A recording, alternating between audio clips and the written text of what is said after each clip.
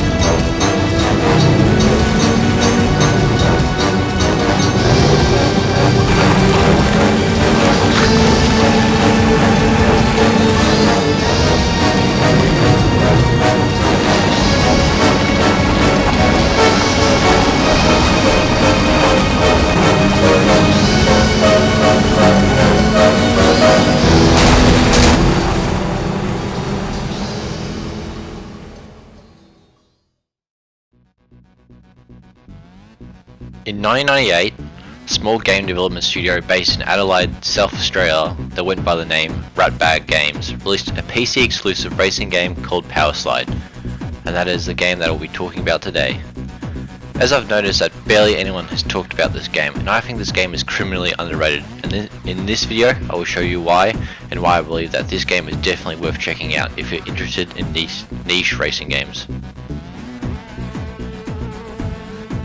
The game features 3 game modes: single race, where the player can race with any car on any track; time trial, where the player can freely try and set their fastest laps time without worrying about AI races getting in the way; and championship, where the player has to complete in a series of races to earn points. The player with the most points at the end of the championship wins. The game also has multiplayer, but it's as dead as you would expect for games of this age. The first thing I want to get out of the way is the driving mechanics in Powerslide. Powerslide uses an in-house game engine developed by RatBag Games that allows the game to simulate traction on different surfaces, weight transfer, and suspension on bumps and jumps. These all come together to make an amazing physics engine that holds up even today. Besides that very advanced game engine, especially for 1998, this game differs from more traditional racing games by the fact that cars have very low grip and floaty physics. At first this might sound like a bad thing if you haven't played the game before, but this creates such a unique driving experience, with instead of cars following a racing line, braking hard before gripping around a corner like in other racing games.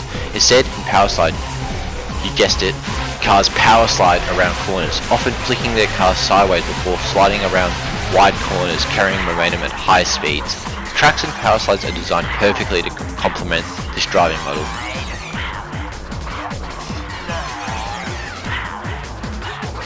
Powerslide features about 10 tracks that can range from old abandoned sprint car ovals to underground cities. The tracks are all really well designed and thought out, especially considering that this style of racing hasn't really been done before besides the real world sprint racing, which is exclusively raced on ovals. The neat thing about this game is that everything has collision and there is no invisible walls or forces preventing the player from going off the track, which allows players to venture out and find secrets, which I will discuss later. The theming of these tracks are also really good, helping to immerse the player in the post-apocalyptic world of 2020. Oh yeah, this game also has a little story. I should probably go through it. The year is 2020. After an environmental holocaust of devastation proportion, the population hovers slightly above the zero mark.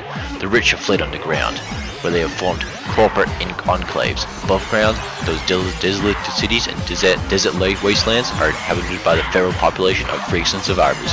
With 98% of the population dead, there's a lot of cars around just waiting to be driven into the ground. Feral started the power sliding competition. The corporates banned it. It's dangerous, it's illegal, it kicks butt. The next thing I would like to talk about is the vibe of this game. It's unmatched. First, each of the cars designed are awesome, with the game featuring muscle cars, pickups, and buggies, and supercars. all made with random scrap and junk that the drivers could find. Each car and its paint job have a character tied to them, featuring a very artistic picture along with a unique bio. The music in this game is top tier and I can play them since its original score. Here are some of my favourites.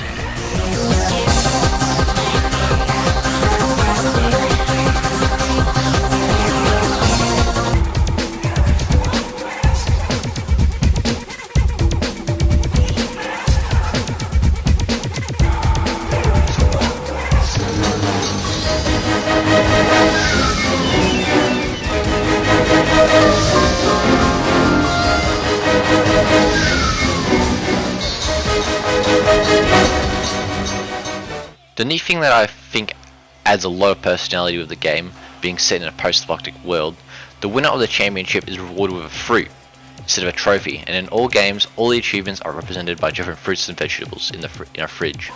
This really helps with the world building in this game, as in the lore, climate change has destroyed most of the earth and its population, creating a harsh environment where natural fresh fruit is nearly extinct. I guess it's some sort of irony that the earth was destroyed by the population from cars.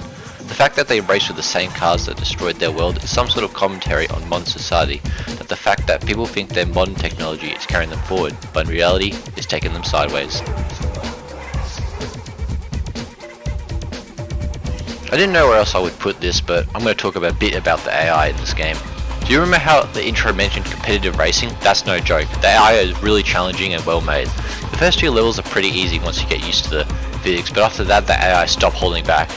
And remember, this is 1998, there is no rubber banding or force proximity, and it's fully on the player or AI to win, which ends up creating a very competitive racing experience that relies 100% on skill.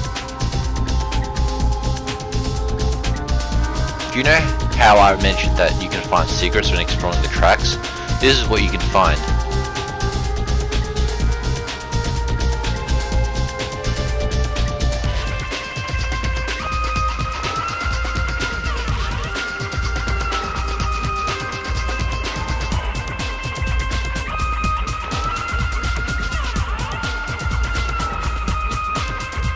Cheats. After finding a sign, if you type in the phrase for playing, you can use it. Some of my ones that I find interesting are blast, bomb,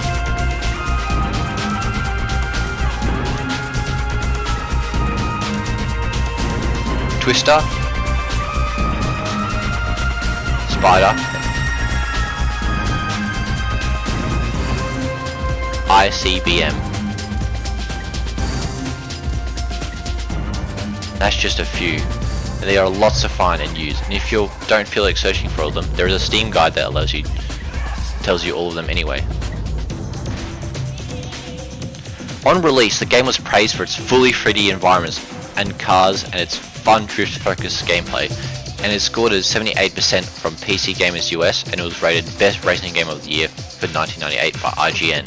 A sequel, Powerslide Slipstream, was planned for 2004 and was being developed by RatBag for PC, PS2 and Xbox, but it was cancelled after the studio failed to secure a publisher. As of right now, Powerslide is currently at 96% positive on Steam, and I highly recommend it, as it often goes on sale for like $1, and there's a remake mod that fixes some bugs and allows you to play in full HD. And that was Powerslide. Released in 1998, it was a technological marvel from RatBag Games that was praised but ultimately forgotten by time. Whether you love the post-apocalyptic atmosphere, the physics-heavy drifting, or just fighting for that fresh fruit, it's a shining example of late 90s PC gaming. What are your memories or thoughts of Powerslide? Let me know in the comments below. Thanks for watching, and I'll see you in the next one.